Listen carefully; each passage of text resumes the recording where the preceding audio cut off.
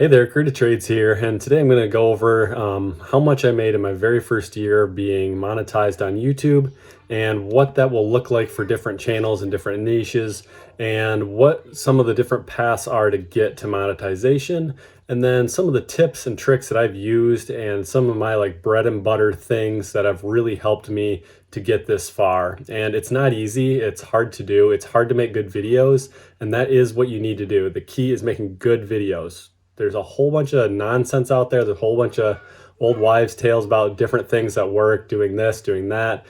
But the biggest thing I can say is make good videos and then make good thumbnails too. Those are the two most important things out of anything else, is make good videos and good thumbnails.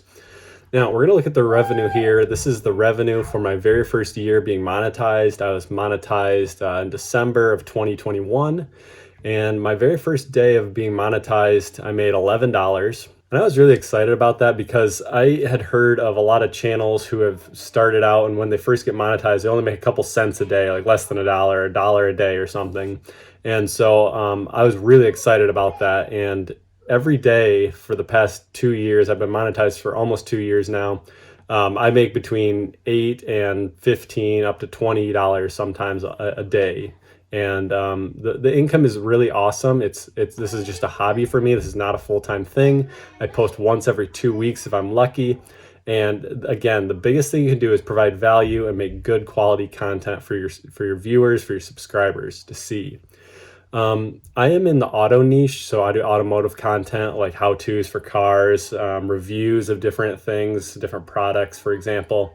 Then I'll also go into some of the money I make using Amazon affiliate sales too. And so if you look here at the first year, I made almost $5,000.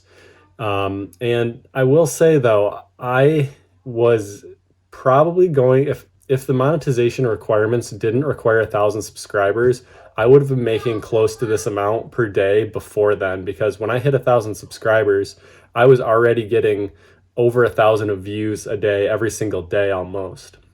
So I focused heavily on getting views and not too much about subscribers, because I knew the subscribers would come as I made better videos and made videos that people wanted to see. Now, some of there's two different paths to get here now. The two paths that there are the first one is doing entertainment. And entertainment is very difficult. I find it very difficult because I'm not funny at all. I'm very informative and I like to provide value to my viewers.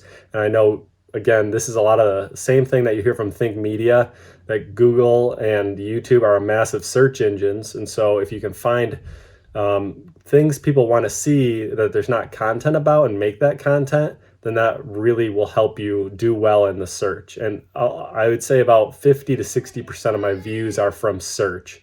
So people are actively searching for the topics that my videos are on.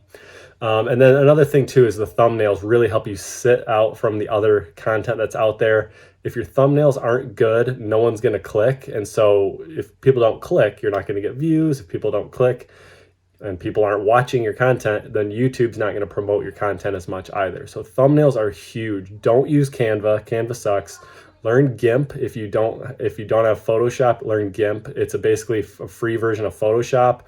And it will seem a little confusing at first when you're first starting out and learning how to use it. But once you figure out the things that are really easy and really help make your thumbnails stand out, like layers, for example, and stroke and backdrop shadows, those things are really simple to do on GIMP, and they make your videos stand out and your thumbnails stand out really well. So again, don't use Canva, learn GIMP. It will be well worth it. So you can do entertainment. Again, really bad at that. I'm much better at focusing on search. The other thing too about search is that you'll get views over time. Now I'm going to show you this video here, which again will kind of show you just how powerful search is. This video sat for about, about almost a year before it got 1,000 views. Now, if you looked at this video and said, oh, this is just trickling views in here and there, for about a year it took to get to 1,000. Look at this though. As it starts to rank better in the search and YouTube kind of figures out where it fits, this thing has just been growing like crazy. And in real time here, gotten 108 views in the last 48 hours.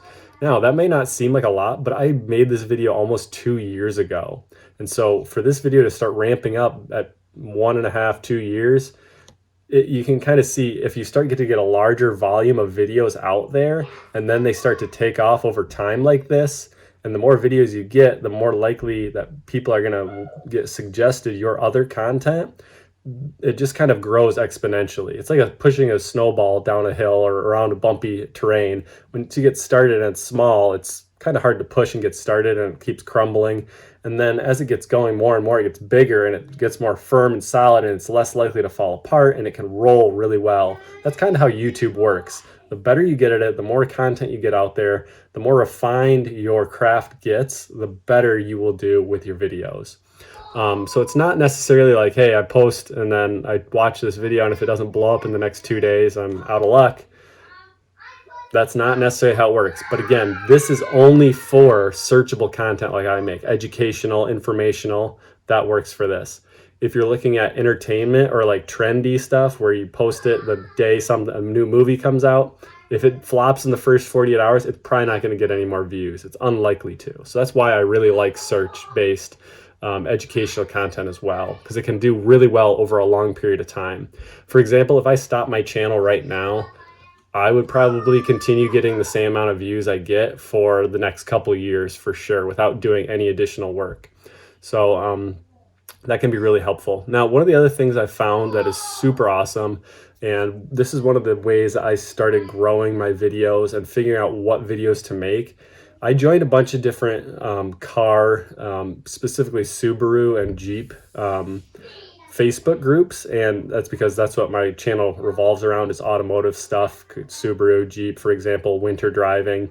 I joined a bunch of Facebook groups that have a lot of people that are asking lots of different questions about these cars. And over time, I would look through every day, I'd look through and I'd see what questions are people asking. And when people would ask the same questions over and over and over and over again, I would say, hey, I'm gonna make a video about that topic.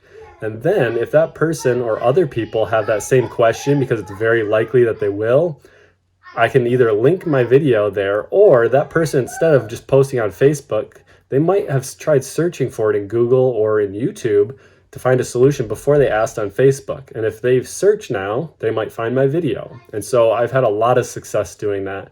For example, like headlight changes for my car, different things about winter traction, rust proofing, and oil consumption. People asked a bunch of questions, and I saw repeated responses, repeated questions over time on these groups and on different groups. And then I'm like, hey, this is a great topic for a video. And then lastly, my Amazon affiliate revenue has been it varies between about $50 and about $150 a month. And it just kind of depends on the seasons, usually in the holiday season, December, November. People are typically more likely to buy products off Amazon, and so I get a little bit better sales during those months.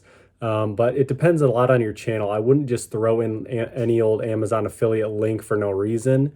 And I only use them when I have a product in my video that people might actually want to buy or use, and I show how to use that product, or I review it, for example. And I've seen a lot of success. I get probably like 5% click-through rate on my links for those videos that have links on them for Amazon.